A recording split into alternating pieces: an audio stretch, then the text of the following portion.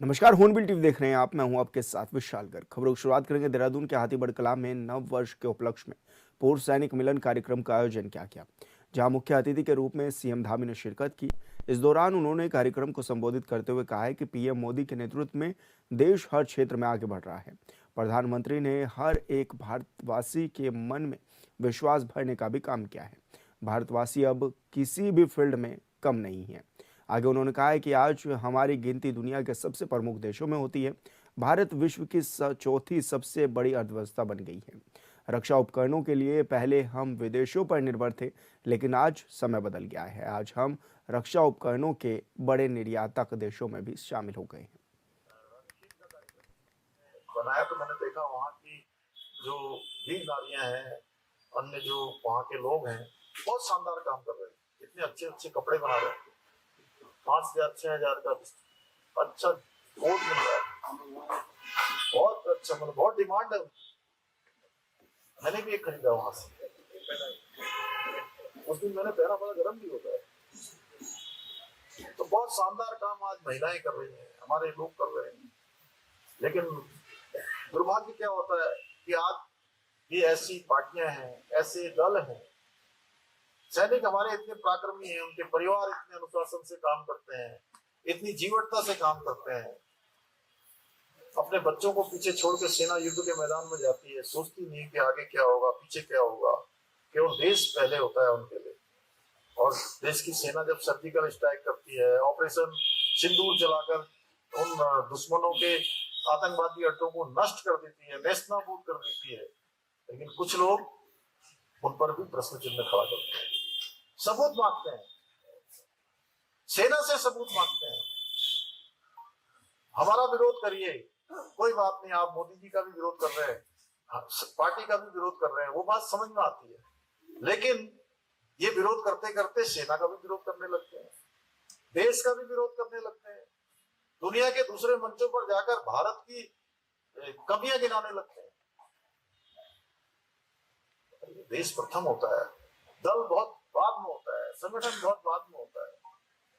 देश प्रथम कहते हैं, संगठन दूसरे नंबर पर, दल दूसरे नंबर पर, और व्यक्ति अंतिम स्थान पर होता है। व्यक्ति का हित सबसे अंतिम स्थान पर होता है।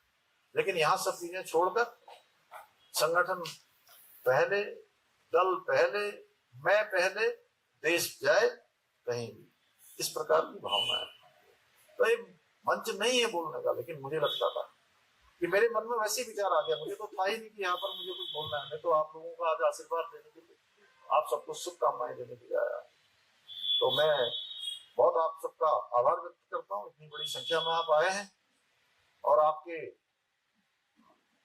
बड़े अनुभव से, आपके बड़े मार्गदर्शन से हमने कुछ व्यवस्थाएं भी बनाई। नए साल में हम उनको क्रियान्वित करेंगे कि हमने तय किया है कि हमारे सैनिकों को हर एक जो हमारी सरकार की कुछ आगे योजनाएं चल रही है, उन योजनाओं में उनको स्टेक होल्डर बनाएंगे। योजनाओं के उनको नीतियों को बनाने में भी, कुछ हमारी कमेटियों में भी, कुछ हमने राज्य की रजत जयंती के अवसर पर कुछ निर्णय लिए हैं, उन कामों को आगे बढ़ाएंगे। और उत्तराखंड हमारा हिंदुस्तान का श्रेष्ठ राज्य बने, आप सबके आशीर्वाद से। वर्ष 2025 में हमको अनेक उपलब्धियां प्राप्त हुई। जैसे हमने 2025 में हमारा राज्य देश का पहला ऐसा राज्य बना जहां पर रहने वाले राज्य के सभी लोगों के लिए एक समान कानून लागू हो गया। ये गौरव उत्तराखंड के लोगों को प्राप्त हो गया, देवभूमि के लोगों को प्राप्त हो गया। इसी प्रकार से हमने नेशनल गेम्स का आयोजन किया। इस पर हमने एसडीजी इंडेक्स में, सस्टेनेबल डेवलपमेंट गोल्स में देश में पहला स्थान प्राप्त किया। नीति आयोग भारत सरकार की, हमने फाइनेंशियल मैनेजमेंट अच्छा करने वाले राज्यों की सूची में, उसमें भी हमारा राज्य पहले दूसरे नंबर पर है। Ease of doing, ease of living business में भी हमारा राज्य बहुत अग्रणी राज्यों की सूची में है। कृषि मंत्री जी जिसके मंत्री हैं, कृषि के क्षेत्र में हम राज्य में उत्पादन बढ़ाने में पूरे देश में पहले नंबर पर हमारा नाम आया है। बेस्ट जो टूरिज्म का अवार्ड है वो भी हमको मिला है, मोस्ट फ्रेंडली अवार्ड मिला है, मोस्ट फिल्म फ्रेंडली अवार्ड मिला है। ऐसे अनेक उपलब्धियां हमको इस वर्ष में प्राप्त हुई। इसी वर्ष में हमने राष्ट्रीय खेलों का आयोजन किया। पूरे देश और दुनिया के लिए एक बड़ा काम था हमारे राज्य में होना, और उसका एक शानदार अनुभव पूरे देश के लोग लेकर गए। तो ऐसे अनेक उपलब्धियां हमको प्राप्त हुई हैं, अनेक चुनौतियों का भी हमने सामना किया है, जहां हमको ये आज के दिन ये भी संकल्प लेना है कि जो उपलब्धियां प्राप्त हुई हैं उनसे ऊर्जा लेते हुए, उनसे उत्साह लेते हुए, और जो हमारे सामने चुनौतियां हैं सबके साथ से, सबके विकास से, सबके प्रयास से, सबके आशीर्वाद से उन चुनौतियों को भी पार करेंगे और एक कदम आगे ही बढ़ाते जाएंगे, रुकेंगे नहीं, बढ़ते ही जाएंगे।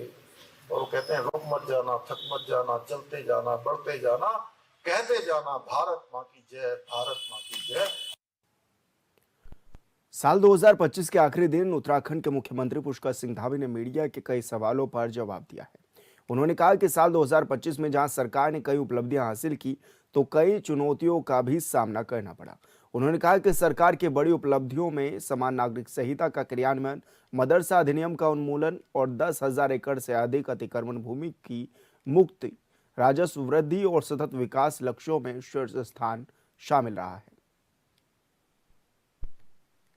आने वाला है, मैं हमारे सभी पूर्व सैनिकों को देश की सीमाओं की रक्षा करने वाले उन सभी को अपनी तरफ से वर्ष 2026 की बहुत बधाई देता हूँ, शुभकामनाएं देता हूँ कि वर्ष 2025 में अनेक उपलब्धियां हमको प्राप्त हुई, राज्य को अनेक अवसर प्राप्त हुए, वहीं हमें अनेक चुनौतियों का भी सामना करना पड़ा।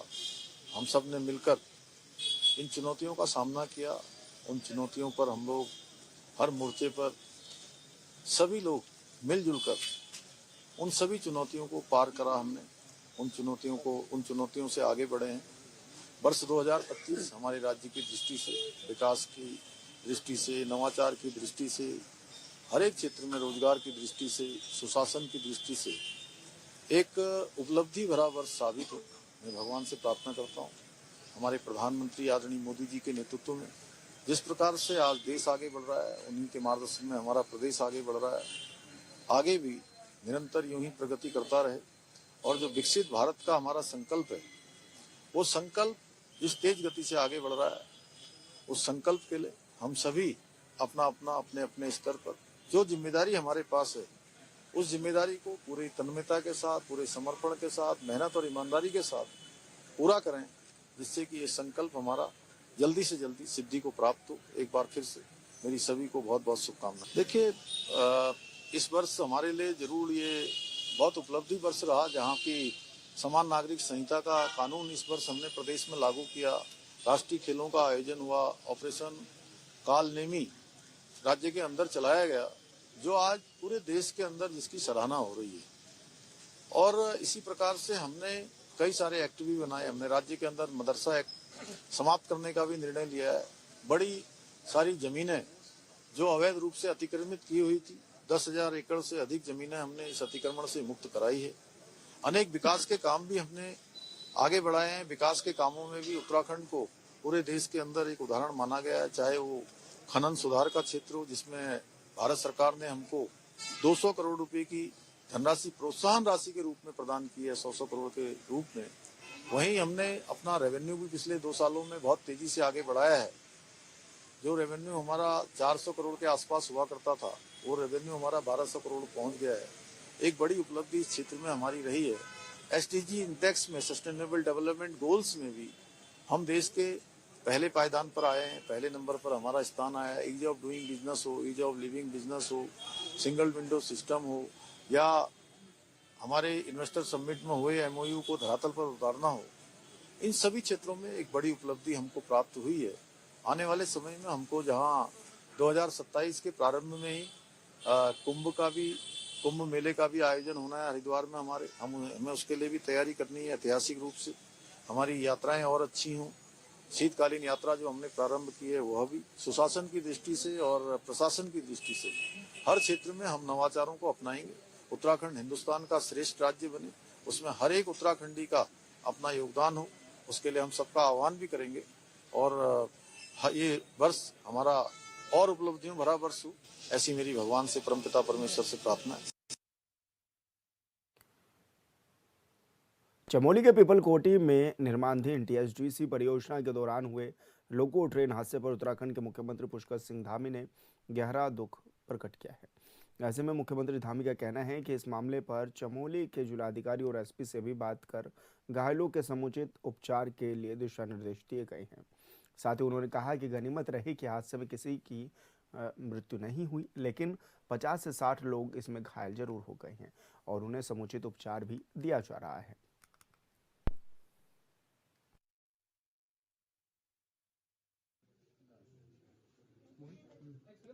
क्षेत्र के पीपलकोटी के आसपास का जो क्षेत्र है वहाँ पर टीएचडीसी का एक प्रोजेक्ट चल रहा है। वहाँ पर आपस में कुछ क्रेनों में काम करते समय ये घटना घटी है, लेकिन कोई ऐसी हानि नहीं हुई है।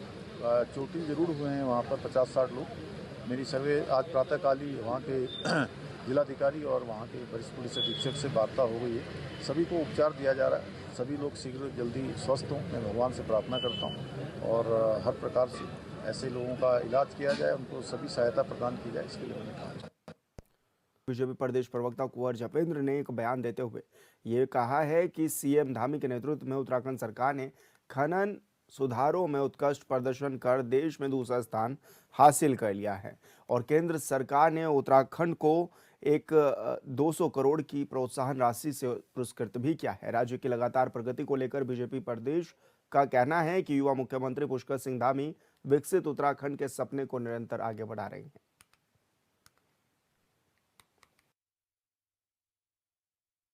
उत्तराखंड की भारतीय जनता पार्टी की सरकार व युवा मुख्यमंत्री ने विकसित उत्तराखंड का जो स्वप्न हमारे मुख्य सेवक माननीय प्रधानमंत्री जी ने देखा है, उसे बढ़ाने का निरंतर काम करते हुए नजर आ रहे हैं।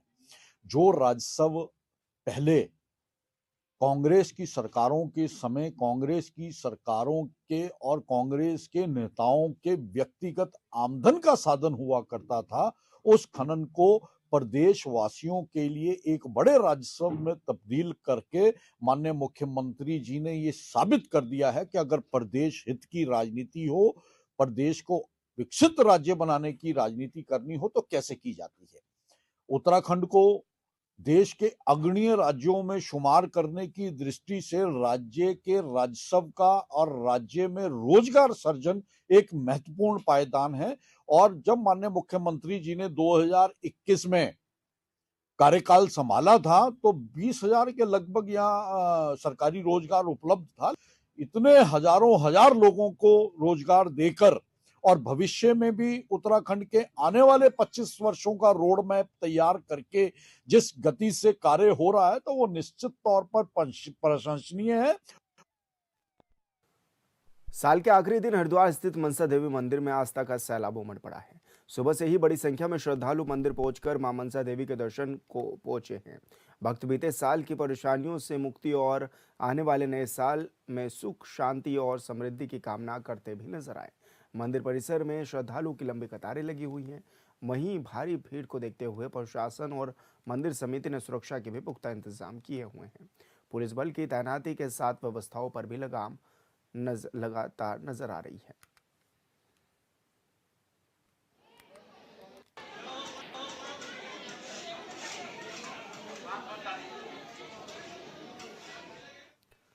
देश भर में नए साल को लेकर जश्न की तैयारियां जोरों पर हैं। उत्तराखंड में भी भारी तादाद में पर्यटन नए साल का जश्न मनाने के लिए पहुंच रहे हैं। ऐसे में उधम सिंह नगर के बाजपुर में भी पुलिस प्रशासन अलर्ट मोड पर है। पुलिस सभी वाहनों को रोककर चेकिंग कर रही है। साथ ही बाजपुर के दोराहा पर आने वाले पर्यटकों की गाड़ियों पर पास भी लगाए जा रहे हैं।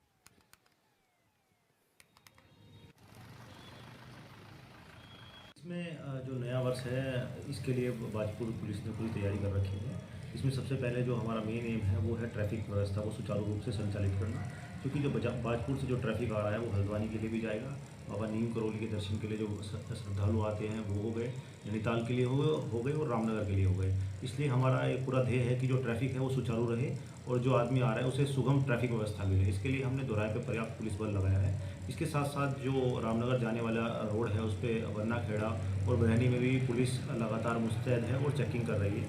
इसके साथ साथ वरिष्ठ पुलिस अधीक्षक महोदय ने भी चेकिंग के आदेश दिए हैं, जिसमें आज लगभग हर जगह चेकिंग चल रही है। शाम के समय पर ऐसे व्यक्ति जो शराब पी के हुड़दंग मचाते हैं उनके खिलाफ भी उचित कार्रवाई की जाएगी। शराब पीकर वाहन चलाने वाले व्यक्तियों के खिलाफ भी एमवी एक्ट के अंतर्गत कार्रवाई की जाएगी। ऐसे होटल ढाबा जिनमें कोई व्यक्ति शराब पी के हुड़दंग कर रहे हैं या कोई व्यक्ति शराब परोस रहे हैं उनके खिलाफ भी उचित कार्रवाई की जाएगी। जिस तरह सर दोराई पे मैंने देखा है कि कुछ पास वगैरह लगा रहे हैं रामनगर नैनीताल, क्या है वो, क्या पूरा मामला है? इसमें जो ये है ये संयुक्त कार्रवाई है जो उसमें जो उधम सिंह नगर पुलिस और नैनीताल पुलिस द्वारा की जा रही है। इसमें पास लगाए जा रहे हैं जिससे ये आइडेंटिफाई की जा सके कि जो गाड़ी है जो ट्रैफिक आ रहा है वो नैनीताल जाएगा या नीम करौली के दर्शन करने के लिए जाएंगे या फिर रामनगर जाएगा। उस हिसाब से अलग अलग पास बनाए जा रहे हैं और अलग अलग पास गाड़ी पे चस्पा किए जा रहे हैं, जिससे आगे चल के जो ट्रैफिक व्यवस्था है वो सुगम और सुचारू रूप से संचालित की। नए वर्ष से पहले हरिद्वार पुलिस ने ईमानदारी की मिसाल पेश की है। दरअसल सिडकुल पुलिस ने ऑपरेशन रिकवरी के तहत 138 लोगों के खोए और चोरी हुए मोबाइल फोन बरामद कर उन्हें उनके असली मालिकों को सौंपा है, जिससे नए साल की शुरुआत से पहले ही सैकड़ों चेहरों पर मुस्कान भी लौट आई है। बता दें कि नगर कोतवाली क्षेत्र से 10 और थाना सिडकुल क्षेत्र से 128 मोबाइल फोन गुम और चोरी हो गए थे, जिनकी अनुमानित कीमत करीब 50 लाख रुपए बताई जा रही थी।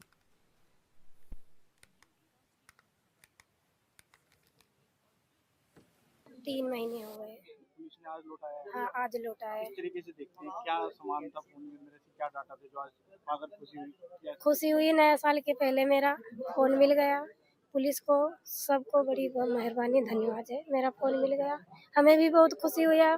जब फ़ोन मेरा खोया था बड़े दुख से, मैंने एक रुपया जोड़कर तब हमने फ़ोन खरीदा था। कहाँ खोया था फोन आपका? मेरा फ़ोन गली से खो गया था। एसएसपी सर के निर्देशानुसार हरिद्वार पुलिस ने एक ऑपरेशन रिकवरी चलाया है और उसी के ही तहत सिडकुल थाने से 126 और नगर कोतवाली के 12 है। टोटल 138 मोबाइल फ़ोन है, जिसमें 4 हमारे आईफोन है, 40 ओप्पो है, बाकी सैमसंग, वीवो, नथिंग, सारे ही ब्रांड आपको यहाँ पे दिख जाएंगे।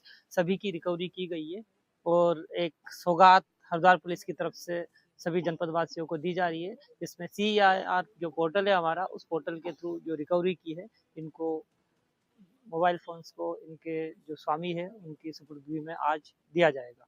आप देखते आ रहे हैं समय समय पर ये अभियान चलाया जाता है और समय समय पर सुपुर्दगी में दिए भी जाते हैं। जैसे आपने कुछ महीनों पहले देखा था, हमारे IG गढ़वाल सर थे, वो भी आए थे, उन्होंने भी जो जितने भी मोबाइल थे रिकवरी की थी उन सबको उनके स्वामियों के सुपुर्दगी में दिया था।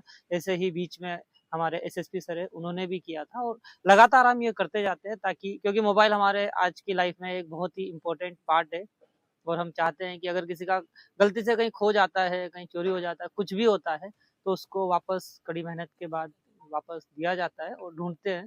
जैसे यहाँ सिडकुल में हमारे ASP है निशा, उनकी और नितेश है और जो यहाँ के थानेदार है और बाकी जो पूरी थाने की टीम है, इन सब ने बहुत अच्छा काम किया और लगभग 138 मोबाइल है, जिसमें 12 नगर कोतवाली के भी है, तो सभी को ही वापस सुपुर्दगी में देने के लिए इन्होंने बहुत अच्छा काम किया।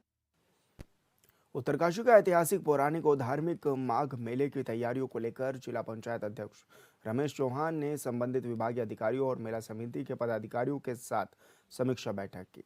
इस बैठक में मेला आयोजन को सुरक्षित, सुव्यवस्थित और सफल बनाने के लिए भी चर्चा की गई और जनप्रतिनिधियों, गणमान्यों लोगों के सुझाव भी लिए गए। वहीं जिला पंचायत अध्यक्ष ने कहा है कि माघ मेले के सफलतापूर्वक समापन के लिए समितियों का गठन भी किया गया। उन्होंने स्नान घाटों, चेंजिंग रूम, बिजली, पार्किंग और सुरक्षा व्यवस्थाओं को लेकर संबंधित विभागों और समितियों को समय रहते कार्य पूर्ण करने के भी निर्देश दिए हैं।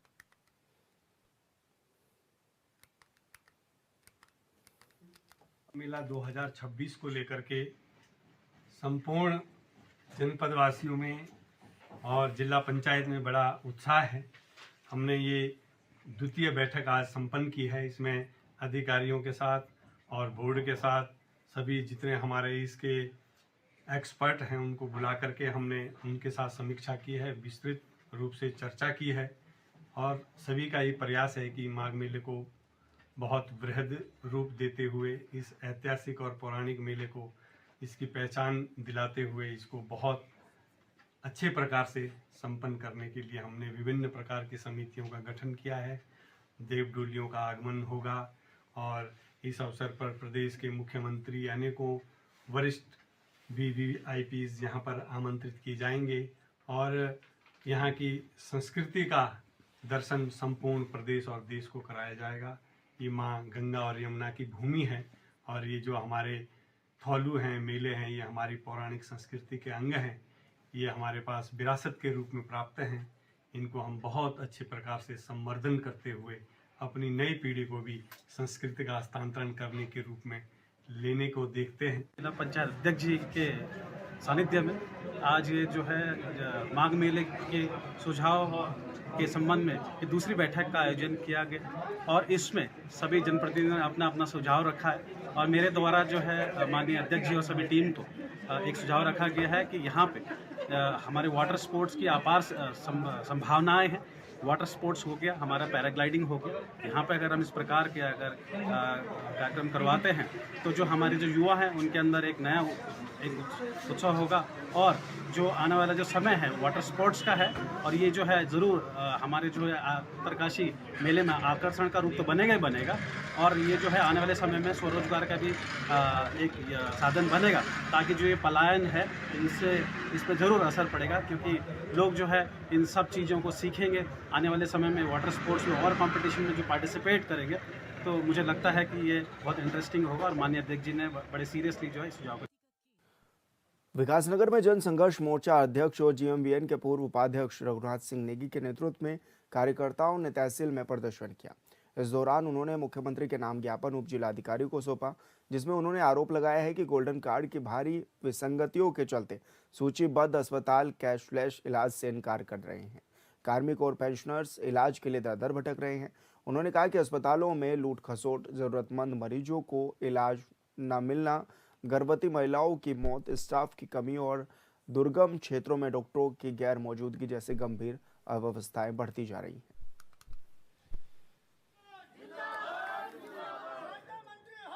लेकिन हमारा जो स्वास्थ्य विभाग है, स्वास्थ्य मंत्री जी कार्मिक हैं, हमारे पेंशनर्स हैं, उनको आज गोल्डन कार्ड जो योजना है उसका लाभ नहीं मिल पा रहा है। जो कैशलेस सुविधा उनको मिलनी चाहिए थी वो मिल नहीं पा रहा। उसकी सबसे बड़ी वजह है कि जो स्वास्थ्य मंत्री हैं आज इतने गैर जिम्मेदार बन गए हैं, उनकी वजह से कर्मचारी त्राही कर रहे हैं। बताइए पेंशनर कहाँ जाएगा अपना इलाज कराने के लिए, कहाँ जाएगा? इतनी पैसों की व्यवस्था एकदम तो नहीं हो सकती किसी पे। तो आज जो हमारे कार्मिक हैं कहीं उधार लेकर के अपने यार दोस्तों से, अपने रिश्तेदारों से, कहीं कोई तो ऐसे भी हैं जो कर्ज पे उधार लेकर के, ब्याज पे उधार लेकर के अपना इलाज करा रहे हैं। आज सरकार के जो मंत्री हैं वो इतने गैर जिम्मेदार कैसे हो गए? और उसके साथ साथ जो स्वास्थ्य विभाग है, आप देखते हैं स्वास्थ्य मंत्री की लापरवाही की वजह से, उनके गैर जिम्मेदाराना कृत्य की वजह से आज जो जनता है, आम जनता, चाहे हम आयुष्मान के OPD पेशेंट की बात करें, उनको आपातकालीन स्थिति में ICU वेंटिलेटर नहीं मिल पा रहे। आयुष्मान के तहत लूट है। आयुष्मान में तरह तरह के जो है चार्जेज अलग से मरीजों से लिए जा रहे हैं। और अभी आपने देखा कई दिनों पहले अगर हम इस बात का आंकड़ा रखें तो मौतों में की संख्या में भी बहुत बड़ा इजाफा हुआ है। लोगों को दर दर की ठोकर खानी पड़ी। और फिलहाल इस बुलेटिन में इतना ही। आप देखते रहिए हॉर्नबिल TV। नमस्कार।